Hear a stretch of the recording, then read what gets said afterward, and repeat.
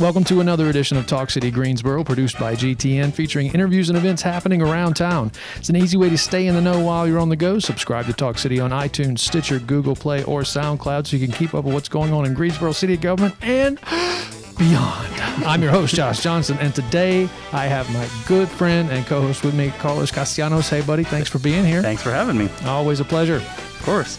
What's up, Greensboro? We want to thank you for listening to our conversations each week. We hope that you enjoyed our last interview with Trey Goddett from the Sportsplex.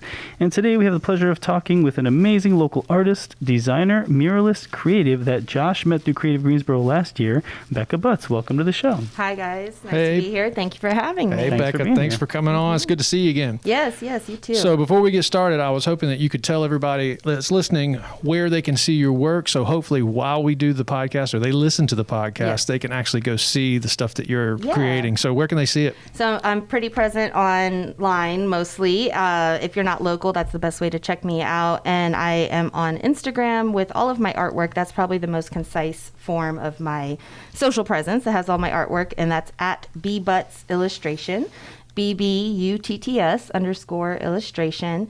My last name really is Butts. I feel like I always have to put that caveat on because a lot of people think I came up with it as a fun little artist name, but no, I survived elementary, middle school, and high school with it, so I'm claiming it now. You should. You've earned the right. Yes, exactly. And it's catchy, so hey. It is. So, Beka, give us a quick history of how you came to be in Greensboro. Yes, so I moved here as a kid. I'm from El Paso, Texas originally, but we moved here in 95. Many moons ago now, and did a lot of my growing up here. And then I actually came back after college. I went away to Savannah, Georgia to go to the art school there, the Savannah College of Art and Design. Hey, SCAD. And moved back here in 2010, thinking I'd be here for a quick sojourn and off on my next big adventure in 6 months, a year. And very quickly I realized that my hometown had a great, thriving art community that felt like full of potential and budding at that point. So, 11 years now, I'm still here, working, living, and playing in Greensboro. Awesome. It's a good place to do it. Yes, it is. It really is. Well, tell us about your range of work, the mediums you work in, and what you're currently working on, if you can.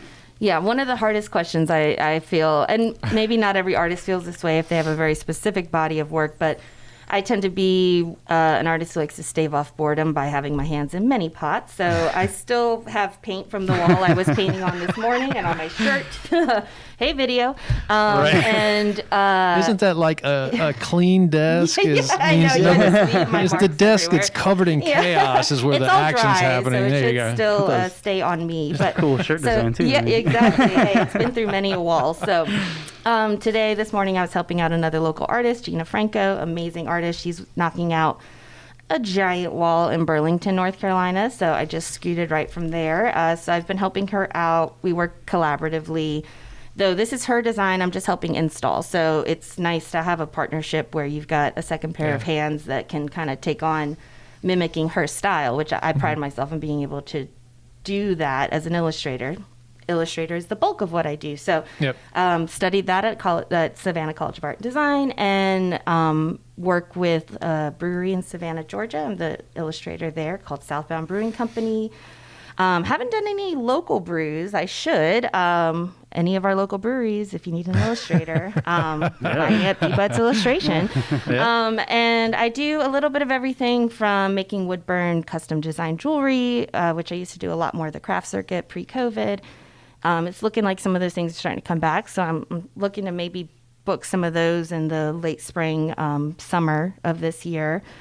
And personal work, I paint on canvas, I do pen and ink, I do a little bit of everything. It seems like. I asked the wrong question. It should be, Beka, what do you not do? As of yet, ceramics. That's what I don't do. So, but I'm very interested and would love to do that sometime soon. So, cool. Yeah. Well, you were part of the collective of artists that created some really powerful work on Elm Street last year during the protest of Mr. George Floyd's death. What was that like? Yeah. And, as quickly, it's a hugely open-ended question. Y'all are hitting me with the hard questions today. No, I said it briefly when we discussed this question at all, but it felt like a whirlwind to be inside of it at the time. we keep joking amongst ourselves that we need to stop using the word organic, but it really was what it was. You know, again, Gina Franco, to name drop again, who I was helping out this morning, she kind of just saw everything playing out on the national scale. We had some protests that had happened here in Greensboro, sustaining a day full of peaceful protests. And then at the end of that evening, I believe it was the Saturday of that weekend at the beginning of June, there was some window damage in downtown Greensboro, and the city and all of its local entrepreneurs and business owners and building owners decided to board up everything. Yeah. And I think that image of all these boarded up buildings to any of the artists in town, she wasn't the only one having this idea. She just had a direct line to Jen Graff, who owns Vintage to Vogue, called her up and said, "Can I come paint your boards?" And then I saw that night, and I had been feeling this overwhelming sense of not knowing what to do. I had been very isolated during COVID and wasn't sure if I was going to go protest physically. Yeah.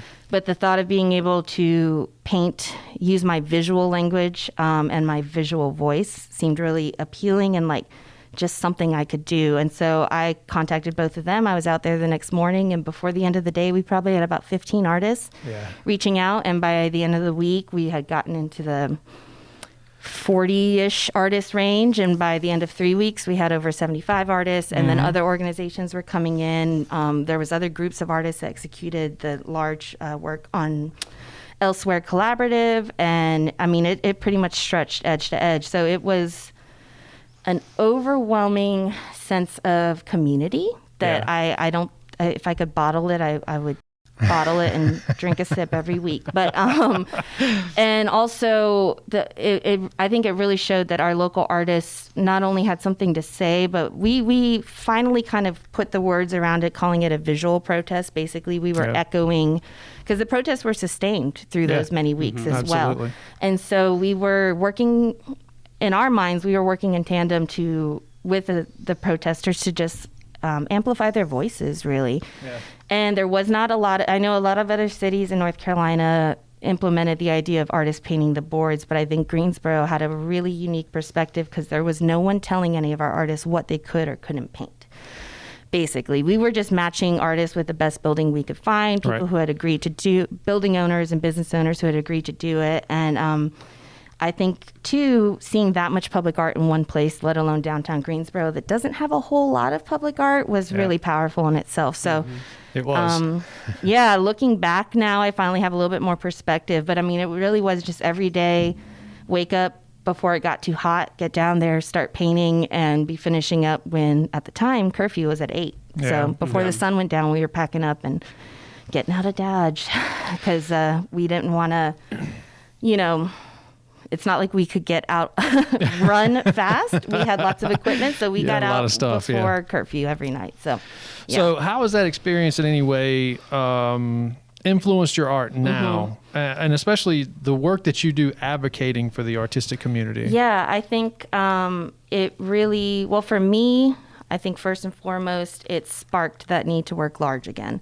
I had not done a large scale mural since the Westerwood wall at Westerwood Tavern here in Greensboro, and that had already been a couple of years. Yeah.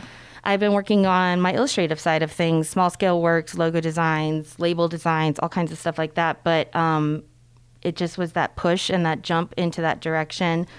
I got the itch again to work large, and it's a very gratifying way to work. So the main influence was I spent the rest of 2020 doing murals and traveling doing murals as well, which was really unique. I feel very lucky that work could take me out of town in a safe way because we were driving everywhere, these long hauls to the Midwest and back and Atlanta and back. Right. But we were able to work outside, and spray painters use masks. So it was a very safe way to kind of work in a public sphere, and I was very, very grateful for that. So that's awesome. Definitely brought me back to the mural game for sure. Especially too, like during that difficult period, all the artists were able to make something beautiful out of it, and just kind of flip the whole vibe. Because when you're going downtown, you're just walking. It's just there was just a sense in the air that everybody was sort of this collective mindset of just how just enjoying the positivity of where these artists are coming from in these hard circumstances. And I think one of the most powerful things was talking to people on the street. By the nature of how big it grew so fast, both Jen Graff and Gina Franco had to kind of be on site organizing artists and stuff, but I was able to paint all day, every day. And I literally would meet artists on the street who had just heard about it and had come up and they're like, can I help? Can I paint? What can I do? I would send them across street to Vintage to Vogue. We get them set up with paint and water and walk them to a site and just get them going. And we actually have several artists, and specifically female artists, who came out of this.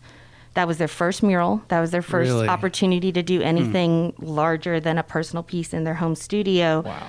And now they're working muralists. Like, they're out there doing work. So I think that in itself was really, really powerful. Because I remember, how do you even begin to seek out a wall? How do you get given that chance to do something large like that? And then also have free reign on what you do. I think that was really important and sparked a lot of people to go, hey, I can actually do this. I can work on it. It's very intimidating. And I think, especially for women, I mean, if on the gestalt side of things, the macro side of things, it feels like street art is a man's game, but it isn't. We're all coming for them. So, and I think Greensboro is a perfect example where you can see very clearly there's some amazing working female artists in this town. So I'm proud to be one of them. Yes.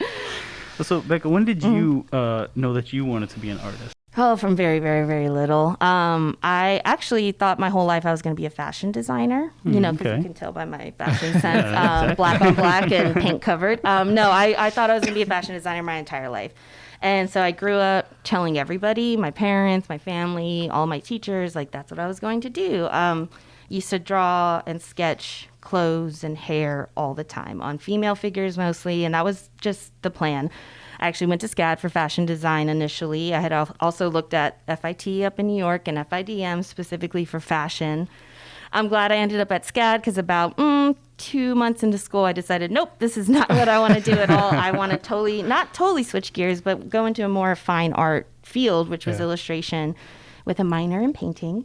And I'm glad I did. I still love the idea of fashion illustration, but it was really the construction side of things and kind of the cutthroat nature of it, where in my department, maybe we were a little more hippy-dippy about it, but you expect every illustrator to have a unique style. And so there's competition, but healthy competition. Right. And I think that's something I carried over very much into my professional career and my relationships with my peers and my friends who happen to be artists. We're always pushing each other. But yeah, I would say probably since I started literally drawing on the walls in my parents' house, That's like awesome. they realized quickly that crayons should be supervised. Yeah. Well, so what's next for you? You got anything new going on? So tomorrow morning I will be finishing up what I was helping Gina with out, and we're going to take lots of great pictures of this giant wall. Nice. And then on the heels of that, I'll be prepping the rest of the month, pretty much getting ready to go back down to Savannah. I was just there last weekend to visit a new mural site for me. I've done one mural in Savannah prior at an awesome place called Starland Yard. Shout out to Starland Yard in Savannah, Georgia. It's a shipping container hybrid space with amazing local craft beer and cocktails. They have a pizza joint that's there permanently, but they bring in food trucks. They have live music, and they're just getting back to, post-COVID. But it is an outdoor space, so they were very easily accommodating to safety measures and things like that. Cool. So that was my last mural in Savannah. I'm going back down and technically out to Tybee Island. If anyone's familiar with the area, you'll know Tybee too. And I'm doing a mural at a great little taco and tequila joint called Chamacos.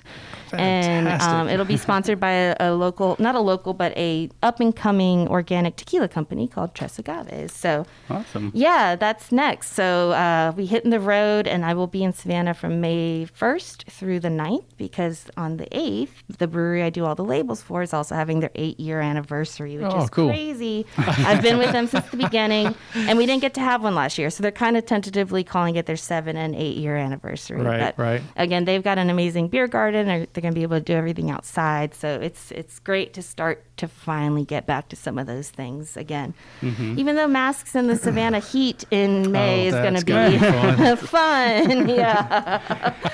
But hey, it'll be a lot of fun to be doing another mural that will live permanently in another city that I love very, very much. So Fantastic. yeah, I'm excited. This past weekend going down there was the first time I'd been in like a year and a half, because COVID hit. Yeah. So, Yeah. and I hadn't been before. So anyways, that's what's next. After that, it's whatever comes my way. Okay.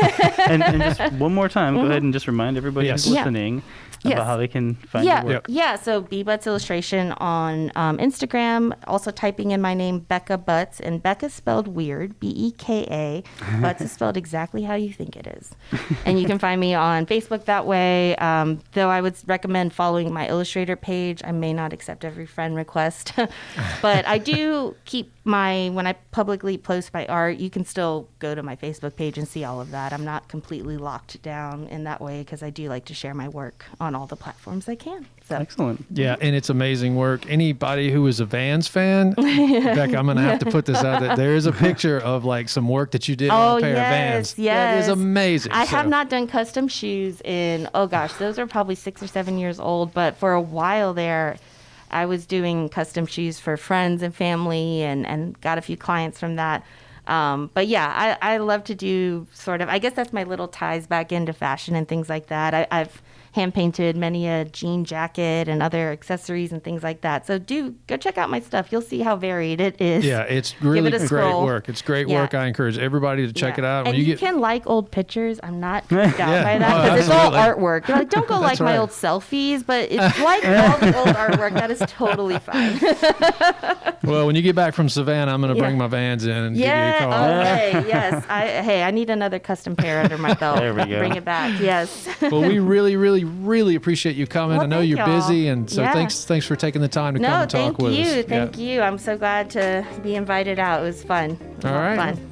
Well, thanks again. Thank you. Stay tuned in weekly by subscribing to Talk City Greensboro on iTunes, Stitcher, and Google Play. And don't forget, you can download Talk City from SoundCloud. That's it for this week. Thank you for tuning in to Talk City. Be sure to watch GTN, your official source for news and information about the city of Greensboro. GTN is available on Spectrum, Channel 13. AT&T UVerse Channel 99. North State, Channel 31. GTN also streams live on Roku and the city's website at greensboro-nc.gov. Thanks, everybody.